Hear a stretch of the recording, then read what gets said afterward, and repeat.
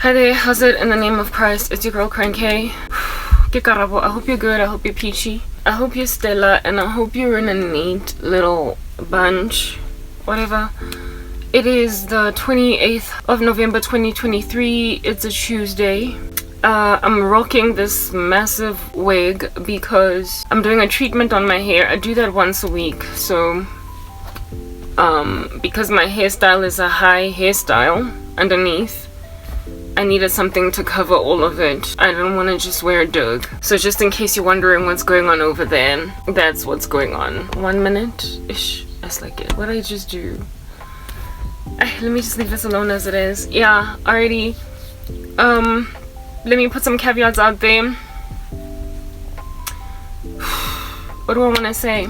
Yes, my captions are not always accurate. Please look out for that. I'm not going to take them out. I like them. They're also sometimes irreverent and they use a small G for God, or they use words I would never use. So it's just there. It is what it is, and it's going to stay until further notice. Every time I switch off the fan in this place, it's just so insufferable. My goodness. But I don't want to leave the fan on because then it messes with, you know, the sound over here. What else? I'm wearing makeup, application makeup, just in case you're wondering. So if it bounces up and down, understand that it's just makeup. That's what's good. It's an app. Alright, my silence detector is okay, and I no longer have a speech lag because I have found a new camera, so amen. I'm feeling really out of it, but you know, we'll push. There's just so much demonic attack, demonic abuse, and for the life of me, I don't even know what to do anymore. I had a creepy dream last night, and I don't even really know what's going on over there, but let me just share it anyway. So it's 1826. It's 1826. Sorry. It is 1826, not the year. Yeah, what's the point of making that joke? At the time, it's 1826, and today was cooler than other days because it was raining last night, and the clouds are still in the sky, but it's still so hot in here. But anyway, it is what it is. I wish, oh goodness, like I need a fan. Today I used this. Whoa, it works surprisingly well, but it's so heavy. It's so heavy. Anyway, we'll just keep my my keyboard. Yo, you know what? I miss her. Anyway, that dream that I had is really prophetic, so I'll just go on right ahead and share it. And I don't even know what under heaven it means, but perhaps as we continue to speak, the explanation will become clearer and clearer. Let me just get straight into it. I don't usually get straight into my dreams, but this time I will. So I was walking in a mall. You guys. And as I was dallying in this mall, there were employees at the Dischem, right? What mall it was just a mall. It wasn't any mall I've been to in waking life, neither recognize. But there were employees at the Dischem, and these employees at the Dischem were watching me walk in the mall, okay? And what they did, right, so, okay, like, yo, throw it in, yes, like it. I didn't even want to talk about it because I don't even know what in the world it means, but I think we're gonna figure it out together, okay? Here it is that I'm walking, dilly-dallying, prancing in a mall, and there are these employees at a Dischem in this mall, alright? They were lowly in constitution, in the sense that they were on the low end in terms of income. They were not wealthy people. They were the kinds of people in my country, that is South Africa, that are generally underestimated by the working class because they're at the very bottom of the working class, and that they're earning the lowest salaries, lowest monies, and so everybody kind of like looks down on them. And these employees at the Dischem, note Dischem, hello, I'm from South Africa. Dischem is a chemist. It's a pharmaceutical company otherwise in American terms known as a drugstore. It's a chemist, okay? Don't know what else to say there. You know what I mean? Goodness. So Dischem is a chemist. That's what the chem stands for. Are we done here? Oh, guys, I'm doing edits all at the same time. Please, I gotta multitask because my life is hard. Somebody was here doing electricity things and I was just like, whoa. And then the power went off, disturbing my peace because he was working, and then I had to start from scratch and I was like, oh. So now I'm double tasking. I think the right word is multitasking. Sorry, my brain is scattered. Christ forbid should it remain scattered. My desire is that it should be restored to whatever under heaven it is that brains do when they get recovered. I need walnuts. Anyway, I don't have walnuts, but I had peanut butter and jam for breakfast, so that should help. Anyway, whatever. It was more like lunch, but whatever. I'm struggling to multitask, as you can see, and there is a whole slow thing going on here. And I don't have time for slow because I'm fast at thinking. Even when I'm under a lot of spiritual attack, I'm always on my feet. Amen. You know? Anyway, whatever. So it looks like CapCut keeps on bulking and innovating new, fresh, beautiful caption like designs, and I'm feeling that because now I get to make everything it's so hot. Now I get to make everything even cooler. Who doesn't like that? Who come on, just be honest. You like what I do with the captions. Anyway, so the color of choice for last week, for yesterday's work is oh god, give me my brain back. It's yellow, like the sun. Is the sun yellow? It is. Orange? From down here it's yellow. Anyway, so, ooh, what just happened there, guys? I'm so distracted. Life shouldn't be this hard, but mine is. Not for long. I'm even struggling to laugh because everything is coming out with difficulty. It's like I'm choking and I'm still trying to keep my swagger while choking.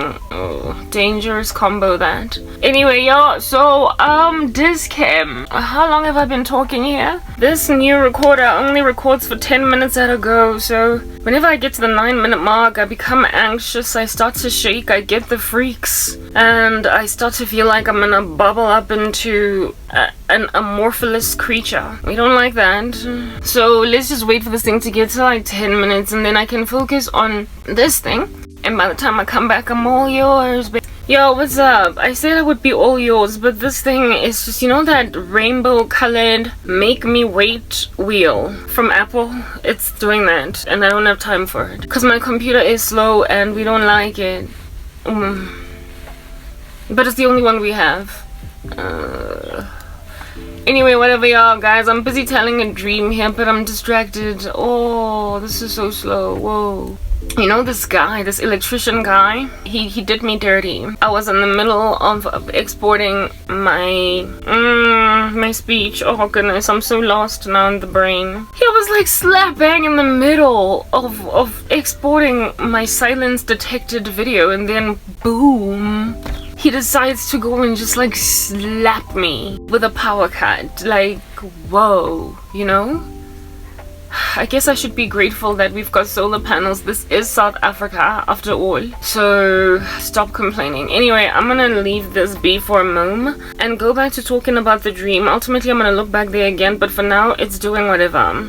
Guys, I was in a mall in this dream and I was hopping, dilly-dallying in it, alright? And there were these employees at a Dischem. And like I mentioned, Dischem is a chemist, a drugstore, a pharmaceuticals company. Yeah, the place you go to after the doctor prescribes meds to you.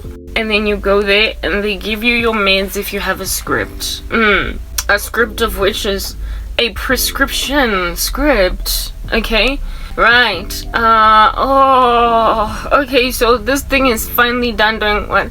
Oh no! How in the world does a 31-year-old beautiful woman like that? Oh no! okay? Doesn't your own voice make you cringe when you listen to it, you guys? Oh man. Yeah, but we gotta do edits. A girl's gotta do edits. She's gotta do edits. She's gotta do edits. And edits have it such that you gotta listen to yourself. Sometimes I cringe, sometimes I don't. I cringe particularly, like, hectically when I am singing. That's when I really hate my voice, but, you know, nobody's gonna make me stop singing, even though I hate my singing voice. Okay, yeah, no, I'm gonna talk about this dream while we do this thing, because it does not take so much brain power. Unlike what I do in terms of my edits on CapCut, I'm just, like, double-checking my silences on the silence detector to make sure they haven't taken out my words. Anyway, yeah, so I'm like hopping, okay, in the mall, and then I see these like Dis-Chem employees, alright? These Dis-Chem employees being lowly and everything, look at me and they start to like brim with excitement, you know, like little children that have been home the whole day, and then like when they hear the heel, the guai, go, go, go, go, go, go, go, when they hear the stiletto of the mother, man, they start to brim with excitement because they know that my mother's home, and then they like wait either with bated breath or they run outside to meet the mother, right? Yeah, well, when I waltzed, what is the past participle of the word waltz, you guys? Somebody tell me please, I need to know, my brain, I need walnuts. Anyway, whatever, they waltzed it. We shall just add an ED at the end. I think that's safe. When I waltzed it into this mall, these Dis-Chem employees like saw me. They spotted me from the Dis-Chem where they were working. Okay? And then they got all excited. They were so happy that I was in the mall. And they knew that I was going to the shoe store. They knew that I was going to a shoe store by the name of Preview. Look, I don't know if Preview is still a thing, okay? But if it is, then you know what I'm talking about. If it's not anymore, fine, I'll explain, okay? So, Miss South Africa in this nation of... Oh, I don't like this country. I don't know how many times I have to say it, but anyway, whatever, I'm here, so... It is what it is. Miss South Africa, back in the day, maybe still presently, if Preview was still a thing, I'm not sure. Preview is a high-end shoe store. In other words, it sells some pretty expensive ladies' shoes. Designer shoes, yeah. It's along the lines, it's got a similar sort of kind of makeup to like Europa art or Socrati, and you would know what I'm talking about if you're South African. If you're not, oh goodness, like whoa, give me a break. Why do I have to just keep like, you know, aligning to world standards what I'm talking about? It's not quite at the height of Christian Louboutin, but it is. Okay, thank you, got it. You know, America, you and the culture you export across the world, and then you treat the world like trash, like whatever, dive in a dustbin, okay? Anyway,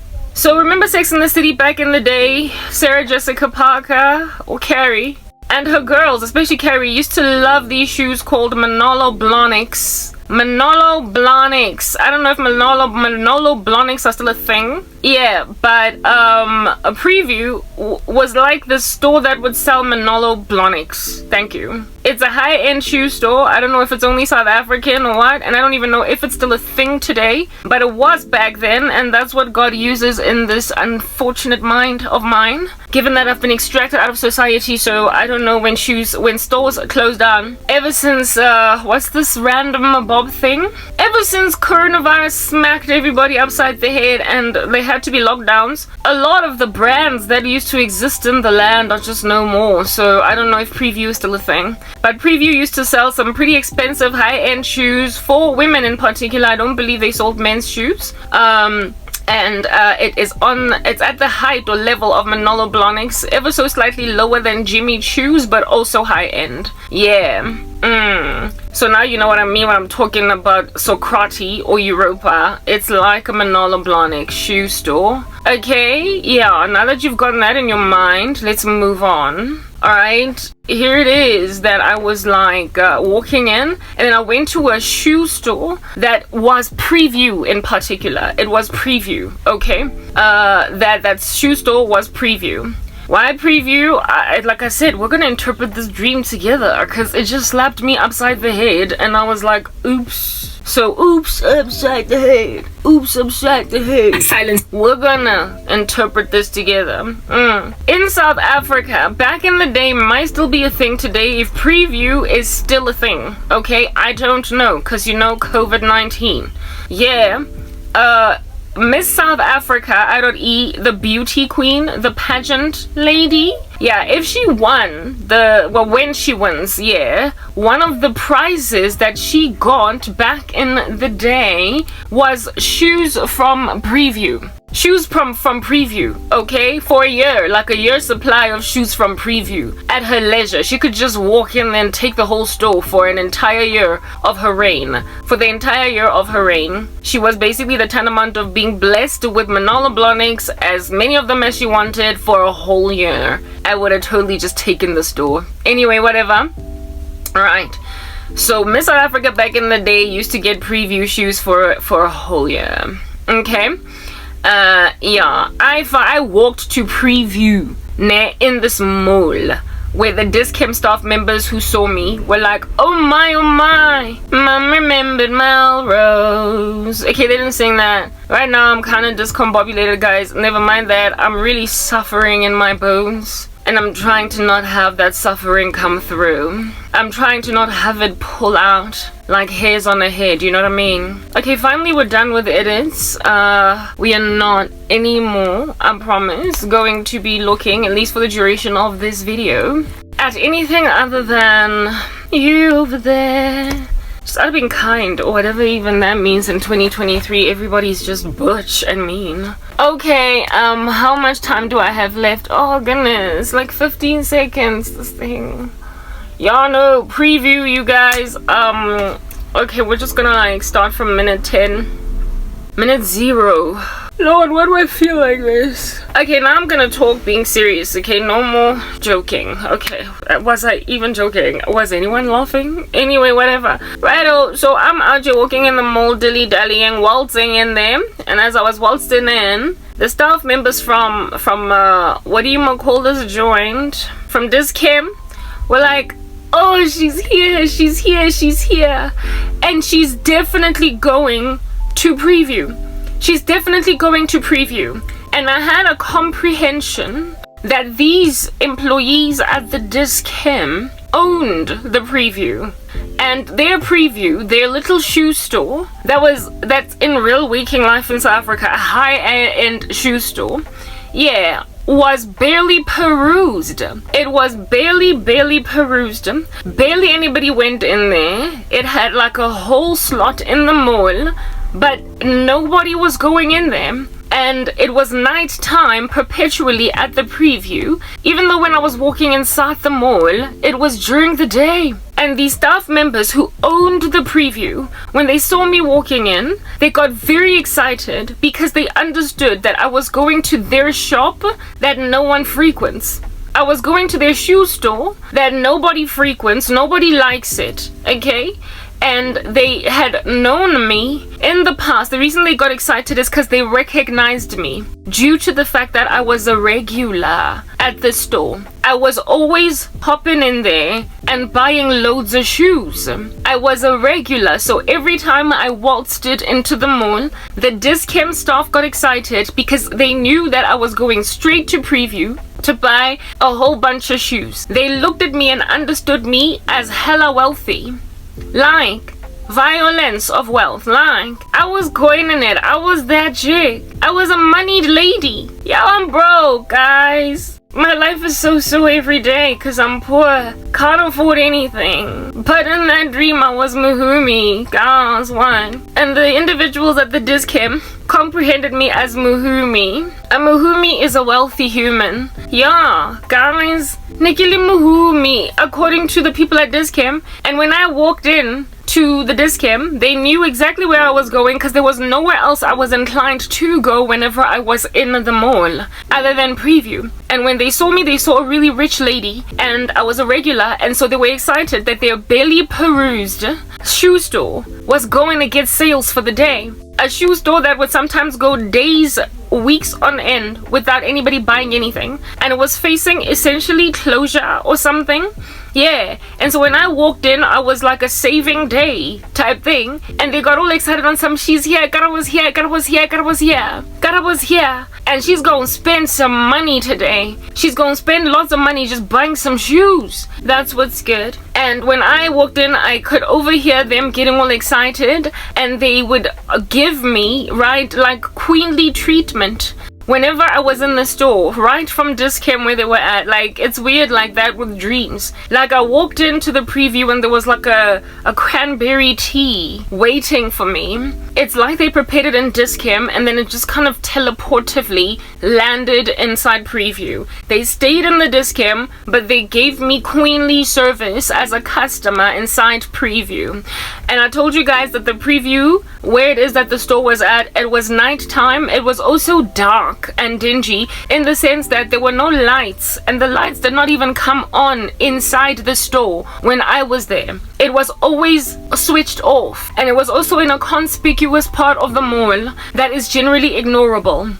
And no, like, yeah, it was like walking into a ghost town. Very well, I walk into the preview, I get top-notch service from the owners of the preview, who are also employees at the Discam. Alright, and then there are like these shoe boxes that are all over the show in the preview. And the shoe boxes were dusty, right? They were white in color and they were dusty on the outside, however housing some pretty excellent shoes. Like, you guys would know what shoes from preview I like. The shoes were gorgeous, but the boxes that housed the shoes were dusty. And I got there intending to do just exactly what it is that the Discam owners of the preview anticipated I would do. I was going there to shop for some shoes. Very, very incredibly well, you guys. Here it is that I'm in the preview in the dark of night, but I can see my way around, and I'm actually trying to pick some shoes, and I'm being gazed upon with gladness by the employees at Discam who own the preview. And then next thing, kaboom! Alright, you guys, like, what in the world, right? This preview then starts to become not just preview, but Woolworths. So a clothing store, and it was not just any section of Woolies, it was the home decor section of Woolies. And in particular, I was near the curtains and the blankets. The blankies, the cushy, warm, like minky, like absolutely like woo on my skin type blankie section, and curtains. So I was near the curtain. You know how Woolies sells that too, but it sells clothes and shoes. It also has a home decor section, and it also has a food section. Well, I was in the section of Woolies that was home decor, and I was in particular near the blankies and the curtains, okay, in home decor of Woolies. And as I'm in this like Woolies section, now I'm in the preview, but the preview then morphed, right, and became basically preview mixed with the home decor section of Woolies. And it was in the home decor section of the Woolworths that I out here in these uneasy streets. Oh, I feel so I don't know what to do anymore. Oh, God have mercy. Anyway, yeah, it was when I was in this like section of the Woolies, ne? That it was preview / Woolies. Okay, that's what's good. But I was now in the Woolies more or less closer to them side. I saw my former boss. My former boss, some black lady that like hired me into MTN, the company I used to work for. Now, this former boss, let me just put it out there, is among the people that decided that they're gonna go and grab their own subordinate and bewitch their future. Like, that's just South Africa for you. It's full of crazy people and craziness, and people you trust and love and respect end up just kind of disappointing the creepy crap out of you. Like, it's just, they will jump you out of your skin, out of, like, for nothing, just because they can. Yeah, this lady surprised the living daylights out of me when she became one of the participants in the mutiny against my life. Yeah, anyway, whatever. So here's this random female. I bump into her at the Woolies in particular, looking for a blanket and some curtains. I think I need to pee. I'm just pressing my bladder to see if that needs to happen. How long have I? Yeah, oh no, she was there, guys, like a bear. And she was in the Woolies section, where it is that there were blankies and gordijnen, curtains. And in the dream, I did not have, I did actually, I was who it is that I am in waking life. And when I saw this boss lady, I expected her to pass me hard knock shade. I did. I need to pee, you guys. I don't know what to do with myself at this point. How many times must a lady visit the bathroom? How many? I don't like this life because the bathroom is so far. It's a travel. It's like in the desert. The bathroom is like Hamas. Anyway, guys, yeah, it's full of violence. Let's just, you know, go use the loo and come back and finish this. Oh, what's up? I'm back and I'm relieved from Hamas. Anyway, right. So, where was I? Anyway, I was inside the Woolies. In this dream, I was in the preview. As from the preview side of the Woolies, I saw it sort of kind of expand and it became preview mixed with Woolies. And then in the Woolies home decor section, where there's like blankies, soft cushy warm winter blankies, and die gordijnen, I saw my former boss. And because I was who it is that I am in waking life in the dream too, I sort of kind of balegisad mahlo to like exactly what I do in waking life when I feel like I'm about to happen upon someone from the past that hurt me. I try to duck and dive before they can see me. Okay? So I don't have to deal with the awkwardness of having a conversation greeting somebody that has cast spells on me. It's like I don't want to talk to them. Okay, but yeah. When you have now glanced upon your enemy, what can you do? Talk to them like you don't know what they did last summer. You're not about to go and break out into a little cat fight in the mall, are you? Anyway, whatever. So yeah, I did exactly what I do in waking life. It's my strategy in waking life if I should bump into any of my enemies. Thank God I haven't really had too many of such encounters. If anything, I don't even think I've had one encounter. Yeah, and I acted like I didn't know what that bugger did last summer. It was a guy at Cresta. Anyway, whatever. Yeah, looking at him, looking all scrawny, and I'm like, yeah, at least life is slapping you upside the head for hitting me with a bat on my face. Yeah, he was queuing at this denim bank, had the brazen audacity to even yell at me from a distance. Karabo, I know what you did last summer, bugger. Anyway, I tend to avoid them.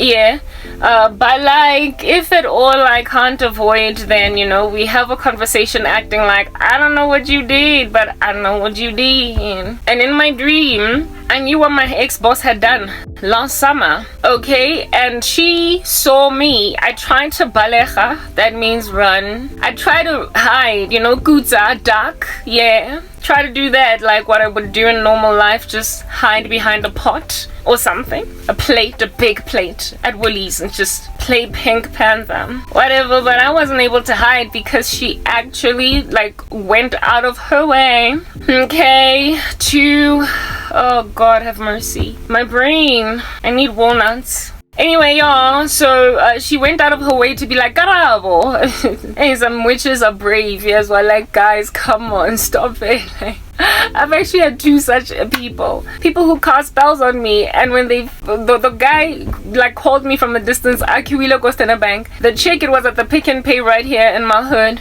and she could not run away her either. The encounter was quite awkward. If anything, 3 people. Yeah, the encounter was quite awkward. I was by the grandpa slide, like a little bit of a dispensary section of Pick and Pay, and she was headed towards, like, you know, where they also sell pet tampons and whatnot. She was in that general area of feminine hygiene / dispensary. And she's like, Karabo, hi, how are you? How's your mom? Hi girl, I know what you did last summer. You stanker thing. Anyway, yeah, the other one, it was at a garage. in 4 ways at the very beginning stages of my sorrow. I saw her try to gutsa. They think I avoid you because I don't want to talk with nobody that's gonna be gaslighting the living daylights out of me with carbon monoxide. Like, silent gas, silent killer. Like, it's okay. Like, that's what witches do. They hang out with their victims and they act like nothing happened. Like, I can't stand them. Anyway, this like random chick at the garage. I go in the garage, I pretend I did not see her, and she was like, hey, garage. She actually ran towards me. I was like, hi. And then she gave me this like tight, squeezy hug, like we're friends. No, we stop being friends on the day you bewitched my future. Anyway, I'm not rude, I got manners, so I guess we reciprocate a hug of a poser. Anyway. They want their bread buttered on both sides. That's the thing about them. Like, they just want to have, like, keep on living. Keep on keeping on. After bewitching the entire planet, for real. Kind of nitty. Anyway, whatever. Whatever's buried in the darkness is written in God's word that he will bring it out to the marvelous light. That we are a city on a hill, that there's nothing hidden in shoddy places that won't pop out like a jack-in-the-box. But these randos, nah, they don't believe in a jack-in-the-box. They believe that the jack stays hidden when the jack is generally forward and so likes to be seen.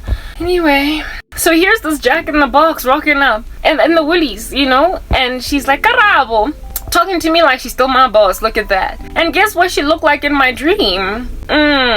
Yeah, me. She had like an afro that was healthily growing. She was a yellow bone, and she was still a yellow bone in my dream, but she carried a lot of me energy in her. She used to have relaxed hair that was kind of bob cutty type thing. Never the type of woman to ever inconvenience herself with natural hair. Like, she would never go out like that. She finds that she's the kind of person that would find natural hair too much of a chore, because she had so much else that she had to do in life that she didn't have time to focus on 4C hair. So there's no way that former boss of mine would ever get an afro. Yeah, well, she had my hair. In the dream, the chick had my hair. Look at that. Now, what is hair, you guys? Hair in the Bible of the Lord. On a woman. Goodness, whoa. Yeah, hair in the scriptures. On the top of a female is glory. It's glory, right? So that chick had my glory. That woman had my glory. In my dream, she had my afro and everything, and was emanating my health and my glory. But she was busy shopping in the section of Woolies that was out here selling blankies. These hard knock, minky, wintry, fluffy, cushy. They look like they could be an animal type blankies, animal fur or whatever. And gardena, curtains. She was shopping in that section, and then she's like, "Carabo," and then I'm like, oh, I guess she sees me. And then I was like, hi. I didn't expect her to like talk to me, because, you know, backstabbing.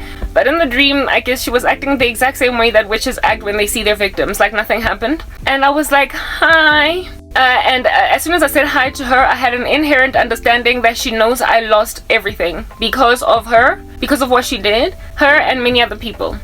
She had even though she didn't say it in so many words, she had intrinsic understanding as soon as she spoke to me, that she knew that she had laid me destitute, and so she understood me as poverty stricken because of her, and she understood me as pretty much almost exactly where it is that she left me off at, having never progressed beyond it by the standards of this world. Remember, the employees at the Dischem imagined me a muhumi, a wealthy woman. This lady, however, imagined me a poverty-stricken woman. I was poor in her eyes. I was destituted. I was a loser that she comprehended as such due to what she understood to be her doing and the doing of many other people. Yeah, so one group of people in this dream think I'm rich. And then one person in this dream, another group, it's actually a group, ultimately you will come to hear the rest of this dream, imagine me poverty-stricken. And among those who imagined me poverty-stricken was this boss lady, the former boss lady. She's like, hi, Carabo, and then she talks to me. And how are you? How are you doing? Almost like, you know, expanding a whole bunch of concern for my sorry state, my unfortunate life, and everything of mine that's fallen apart. Yeah, okay. So in the dream, because she was gaslighting me very heavily, I ended up basically believing her. You know, when people gaslight you, they cause you to doubt your own sense of reality. And so you find yourself basically second guessing what you have come to learn is fact. And I was doing exactly that in my dream, where having known initially that she was one of my abusers, I started to slowly change my mind because of how sweet she was towards me. She was kind towards me, and she was expanding sorrow from her core, sorrow along the lines of, it's not right that you should be struggling like this. You were one of the best. You were, oh, am I losing time over here? You were one of the best. You were, frankly, my favorite. You were one of the best. You were my favorite. You should be very far, but you're not. How unfair is this country of ours that is South Africa? It's just so wrong. She was having conversations with me along that line, and she was also thinking such thoughts about me. And so all that gaslighting worked to make me feel like, no, my boss, she never did anything to me. I was basically seeing it all in my fantasy land. This funny little dystopia that I dwell in 24 hours a day, where everyone around me is a witch. That is a lie, and I should be incarcerated in a psychiatric hospital and cured from my imaginations that I was encircled by literally that many witches. Okay. So I started to sort of kind of self-doubt my belief of what God showed me in my dream. And then as soon as I started to self-doubt my belief of what the Lord showed me in a dream, poop, out of luck, literally nowhere, my mom rocks up in that dream. She pops up, my mother, right? And my mother in this dream is out here looking pretty much my age. Like, she's looking my age. Every time I see my mom in my dream, she's my age, y'all, and I think that is God showing me the woman has never grown past the 80s. She's just maintained her stance of holding on to the past, to her youth, and because she didn't want to let go of her youth, or because of all the mistakes that were made against her and the ones that she made against herself, etc. She's never really graduated past the 80s. Okay. And it was in the 80s when my mom was really good. She was a sweet woman. She was a good girl. What this world would call good girl. She became all sour and embittered. Somewhere in the 90s, 2000s, like when I got like late primary school and early high school, my mom had just morphed into something anomalous, and I blame witchcraft for that. Okay, but there was a time when she was just the best thing ever. She was sweet, and then she changed. Okay. Yeah, and in my dream, she was pretty much whatever under heaven she was in the 80s. In other words, she was the sweet version, the kind version, the version that would have likely raised her daughters better, done a better thing. She was that lady. And she pops up in my dream, literally having my best interests at heart. That is not my mother. Let's just put that out there. My mother does not have my best interests at heart. She does not cater to my needs. She does not care about my sorrow. She is disinterested that I should have a future. Yeah, she's not acting very maternally right now where I'm concerned. But in my dream, she was hyper maternal. You guys, she was out here rocking like injection, estrogen, collagen, like pregnancy, like in one sitting. It's like she was taking folic acid and everything, like all these vitamins you need to make sure a baby grows well. She was on multivitamins for growing a baby well in the stomach. In that dream, she had that level of nurturing care over me, even though I was out of the womb and stuff. So really, it's fine. I'll take my folic acid on my own. She was maternal. Whatever. Cool. So herein lies the maternal lady caring about me and stuff. Something that's just not happening in waking life. Anyway, guys. Whew. It's getting cooler, so let's thank the Lord for the loss of heat. Yeah, and my mother then, and my mom and my boss now are like pretty much the same age. All right, my boss was also my age. Like they all looked my age. That boss lady was 10 years older than me, more or less, 10 to 12 years. My mom is like a good 26 years older than me. Yet we all just were these like 26-year-olds. Okay, in the dream, I look 26. So they looked like me in this exact form right now. They could have been younger. Okay, I'm actually 39, but I don't look anything like it. They all looked like me. So we all were sort of kind of like 26-year-old looking type people in my dream. Here is my boss, who now today is hitting 50 more or less, or she's already in her 50s. My mom is in her 60s, and I'm in my late 30s. And here it is that we were chilling out looking all like me, right? But My mom was the young version. My boss was the gaslighting version of herself. And as she had just popped up in this dream, it was more like a nightmare, okay? As she popped up in this dream, she was proud of me and she was doting, right? And my boss then started to talk about me near my mom, my mother of which then wore the kind of constitution that you would wear when you are beside yourself with adoration over your child. And somebody's talking wonderfully about the child, all right? Like a parent at like an awards ceremony, a rewards ceremony for her child, and this kid just keeps on piling on the trophies, and this mother can't stop crying and being so proud because my kid is winning trophies. Anyway, whatever you are, something of that nature. My boss was out here dishing out compliments, and my mom was out here on some, my baby, she's my baby. I was so happy in the dream. Talk about a fantasy for all of 5 seconds, because guess what happened? I woke up eventually and discovered that it was all a dream, you know? Yeah, anyway, dream on, it's okay, whatever.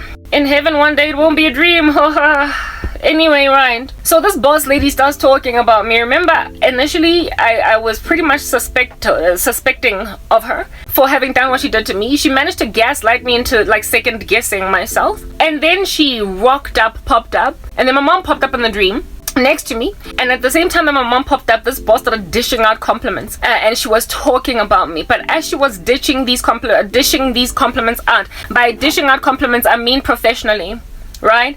So in other words, compliments about my work ethic and the quality of my work, what it is that I was basically to her back in the day. She was basically finally sharing the truth of how she truly felt about the quality of my work, or how much she liked me, you know what I mean? And she was busy talking about how I was so good at what I did. I frankly, out of all the subordinates she's had, I was the best one. And guys, you know, these were all compliments that were coming to me that I'd never heard from her. She'd never ever told me this before. I always thought I was just a mediocre thing. I always, when I started working for MTN, I was striving to become a project manager because I had been demoted from the old job that I was at, where I was a project manager, and I accepted a downgrade at MTN just so I could work for MTN, however on a track to go back to being project manager. And I was low-key promised that if I can just prove myself within about a year in the job as a program coordinator,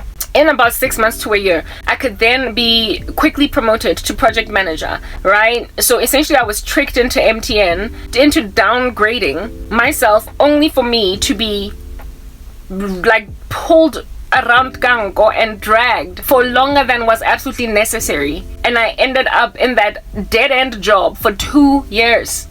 2 years. Where it is that they were all literally trying to ignore. That they took a project manager, made her an administrator, and just dragged her around as an administrator for 2 years before I finally got my promotion. And that promotion would never have come if some dude that interviewed out of project management and into the job of a program manager, if he did not get a promotion and then see my star quality and then was like, I want you, I'm gonna interview you, I would have stayed an administrator another year or two. Like, they would have kept me in that job for like 3-4 years when I had downgraded from project management because I wanted to work for MTN, and they had promised me 6 months to a year tops, and in 2 years I was still an administrator. It was so disheartening. They all did that to me until a project manager that got promoted to program manager wanted me to work for his team. If it was not for that man, I would have stayed in the grave. I feel like he was sent by God, even though I wasn't yet saved. And one of the biggest reasons why I was kept in one particular job, even though I was obviously supposed to move over to another level, was because of that woman. She kept me an administrator. She literally delayed my growth. She and her other subordinates. I was blessed by the promotion of a project manager that took me under his wing. I was blessed. This woman then went on right ahead to confess in my dream that I was always her best, always her favorite. I was essentially a star from the moment I came into her life, and only now she was saying this. Lo and behold, as she was busy speaking these things, she was morphing into a patient, and a terminal one at that, in a hospital bed. God, Yo. This saboteur, former boss of mine, as she was busy complimenting me in front of my mother that was like, Dora, right? She went from standing upright at the Woolies buying blankets, right? And ended up in literally a hospital bed. She was in a hospital bed and she was terminal. Like, in my dream, all different kinds of hospital machinery and equipment grew on her body. Like, it grew from out of nowhere. And in her nose came in that breathing machine. She was tied. She was like in a bed, a hospital bed. She was in a hospital bed. And she was terminal with a disease. She had a terminal illness. And any minute now she would pass away. And it was understood in my dream. Remember, I am poor. I don't have anything. I don't have a job. There are people that think I'm wealthy. In another part of this dream, this boss of mine is wealthy in waking life. Do you understand? She's a woman that can afford her way. Had a beautiful house and everything. She was a boss lady when I came in, and she likely is still to this day a boss lady of sorts. Alright? Very heavily successful. Young was this lady. So that's not the kind of person that would struggle to get the medical care that they need when they get sick. They would not only be on medical aid, but they would also have so much savings that should there be some procedure that is required that medical aid does not cover, she would be able to tap into some savings and just pay for it. She would be able to tap into some savings and just pay for it. Okay? But in my dream, listen to what happened, okay? This dream was just odd, weird, and all different kinds of other strange stuff. Yeah. She compliments me and finally makes me feel like, oh, she really did like me. I never felt it. And never mind did I never feel like I was any good to this woman. She made it clear that I was no good in my appraisals. Like, I literally got promoted to project manager from abysmal appraisal scores. Like, my appraisal scores were so abysmal that I ought have been passed up for an interview at all. Never mind the opportunity to even be a project manager. The person who ultimately took me up based on observation of my work ethic. He just was looking at me and was like, I want you. He didn't look at my appraisals. He didn't look at anything. He just looked at me and was like, I'm taking you. That's it. This woman used to rate me down so badly that I thought I was like a baby crawling, essentially. And she would not be the last person to do this to me. My next boss did that to me. Unfortunately, I did not end up working for, the man who liked me, the man who got promoted to program manager. I interviewed by him, but then I ended up being given to another person as a project manager, unfortunately. And that woman would go on right ahead to be the bane of my existence. So that guy was used as just a gap, like the Lord used him as a bridge to move me from one place to another. Because I didn't end up working for him. I guess I was supposed to just live a persecuted life that Christ, for his own purposes, would set up for me. Yeah, because I would have had a much easier time if that guy was my boss. If he hired me, he wanted me for himself, but then I was basically poached from him. I was stolen, from him. Anyway, whatever, God's purposes, if I was working for him, I also would not be unemployed today. I would not have lost everything. I would not have found myself working for the boss that I ultimately worked for, that sabotaged the living daylights out of me until I lost my whole career. I guess God wanted to put me in the hands of bad bosses so that I would eventually lose my future for such a time as this. Anyway, fine. So this woman who never ever made me feel like I was anything worthwhile, to a point of even downplaying me in my appraisals, now was finally saying all the things that she was supposed to say back then to me in my appraisals. The things she was supposed to say back then in my appraisals and the scores she was supposed to give me back then, she was now trying to give them to me now. Do you understand? And I sat there shocked on some, emotional, like a beauty queen that has just won a title.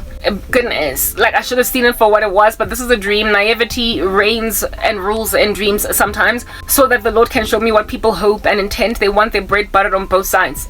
I was out here tearing up like a beauty queen that's just won a title at this woman's commentary, and my mom was like super duper proud of me in a way that in waking life she wasn't. So it's like in this dream, all of my life's accomplishments and all of my life's desires were being fulfilled, but literally a good minute too late. I was finally getting approval and acceptance by my mom, who sees that the world sees that I'm really valuable and they love me, and she was then proud of me. Here it is that I had a proud mom and I had an honest boss. I had an honest boss that was honest with how good I was.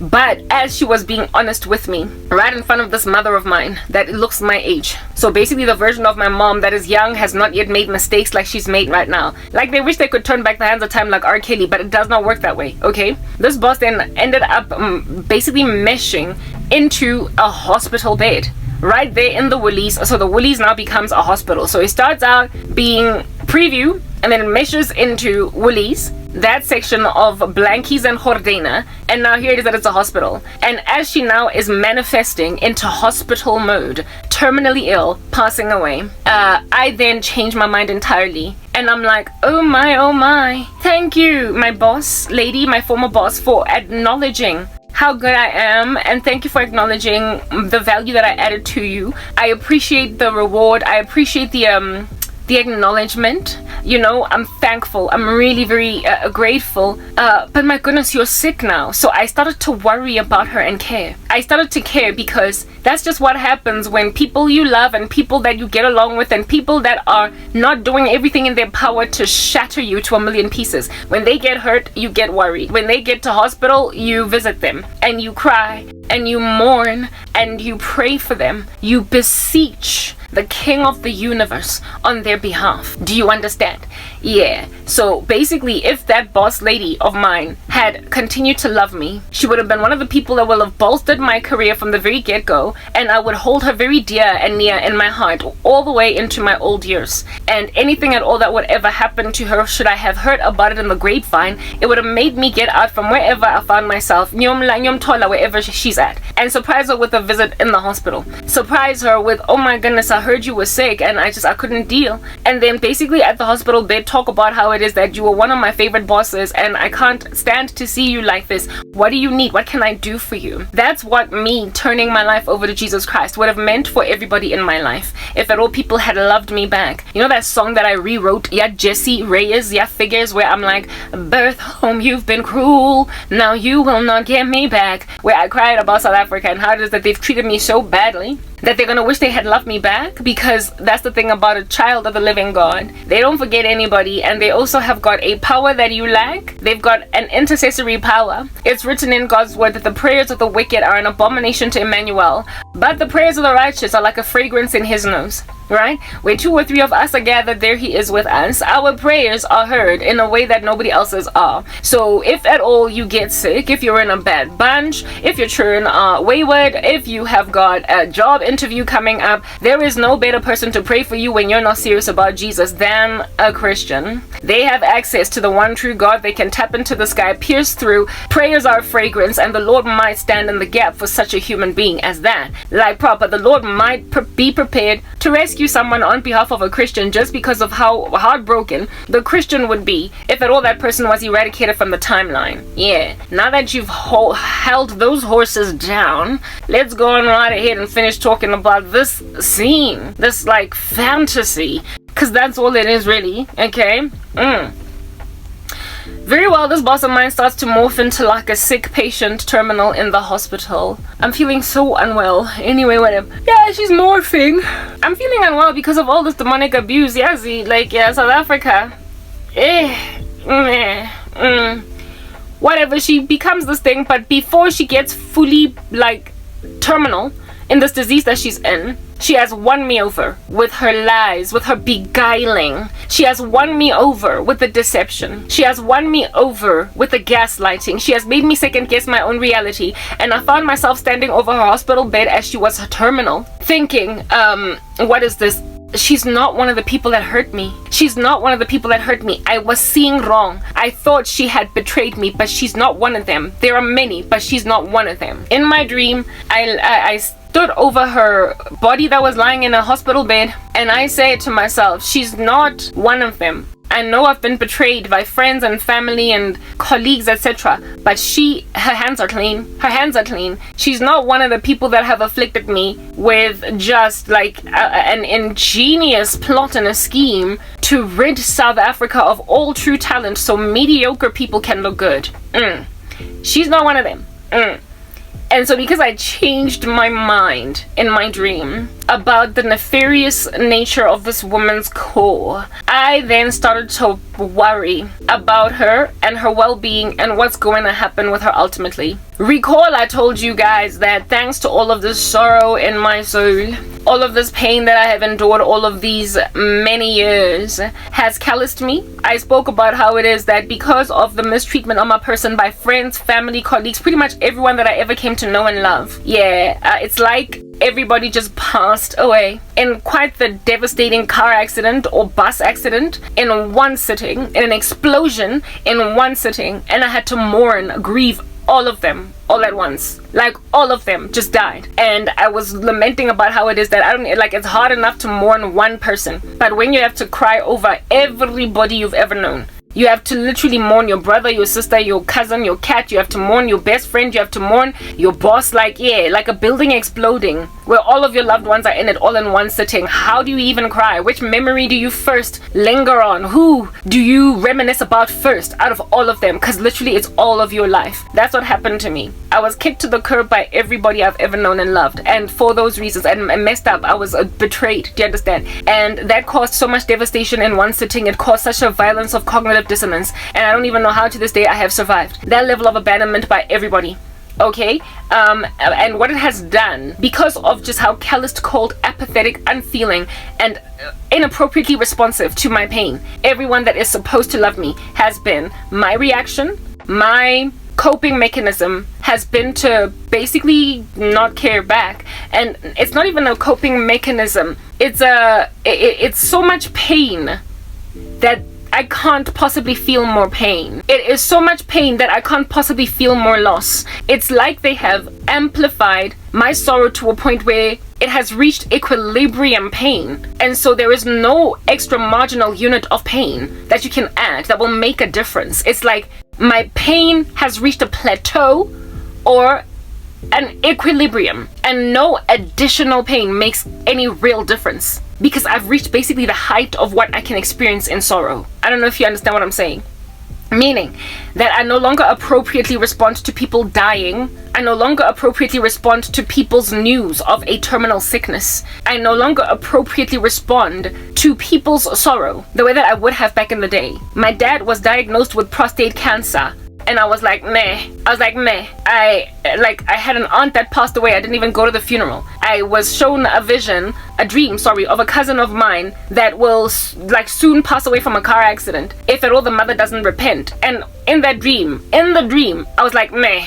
In the dream. And when I woke up, I was still like, meh. I am supposed to be shattered by news of cancer, by news of a car accident, and a person being in a coma, and potentially them not being able to get out. And so death is impending. I should be more afflicted by such occurrences, but I'm not. There were one of my former bosses that I was very tight with. We were always joking, laughing, gaufela, me, him, and this one other colleague. I had he passed away about a couple of months ago from a stroke that he had in a bathtub, or a heart attack or something, and then he passed away. And when my mom came and told me, because it was from a connection that I gained through my mom, that I ended up meeting that boss, so she also knew him. When my mom told me, I was like, I guess people die. I was unmoved, and the reason that was the case was because he was one of my afflictors. It just based on seeing my life from Facebook, he decided that he's gonna cast spells on me so I don't go anywhere. He envied me from a distance and decided that he's gonna thwart my future. So that's been how it is that I've reacted to some pretty devastating prophecies about some of the most beloved people, at least historically beloved people in my life. I am not so much unemotional, but like I said, I've reached equilibrium pain, such that new inputs, new painful stimuli, like the discovery of a terminal illness of a past loved one, it's just more sorrow in this body that's just already inebriated, weathered. I don't appropriately respond anymore to painful stimuli. I've been calloused. It's like I do calisthenics and I have calluses on my palms that make it easier for me to lift my own body weight on like a bar. I've been calloused. Yeah. And not in a positive, neither negative way, but just by mere virtue of having so much pain that it frankly cannot get worse. That's how bad my situation is.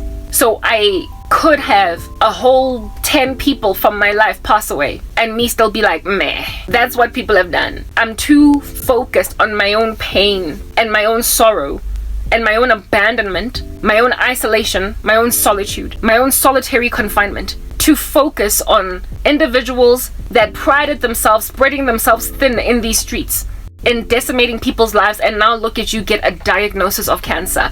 It's like I don't have time to feel bad about your pain because I don't have capacity for it anymore. It's just another one of my enemies that capitulated to this body of death. They are now basically perishing because who doesn't?